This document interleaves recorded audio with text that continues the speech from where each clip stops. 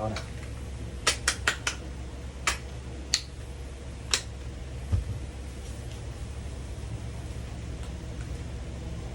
Ba't biglang ginustong maglagay ng lotion sa akin?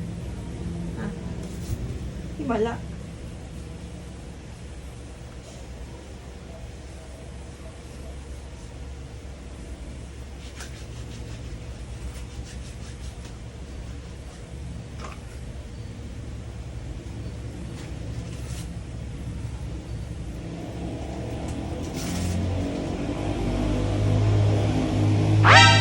Yun.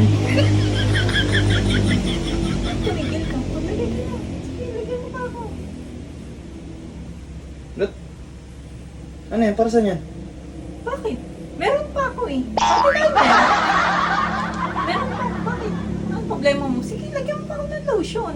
Uminom ako na ito. Ano mo? Robus. Ba't ka uminom nito? Eh, akala ko wala ka na eh. Ba't ba naiisip mo? Ba't di ka muna nagtatanong sa akin? Hindi mo ba alam, nakakapanggana to, nakakapampagana, nakakapampatayo. Sa pampatagal. Safe ba to? Safe yan. FDA. DFA approved. Gawa ng ATC yan, oh. FDA approved naman yan. Approved yan. Ba naman yan? Eh, hindi ka naman kasi nagtatanong sa akin. Naglo-lotion ako dito, tsaka umiinom ako ng glow booster ko, oh. Ba Hindi naman ka to? naman tatanong. Naglo-lotion ako dito, bigla-bigla kang ano. Ano ngayon to?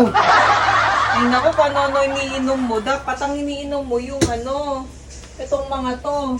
Binilan kita nito, di ba? Ito dapat iniinom mo. Ano yan?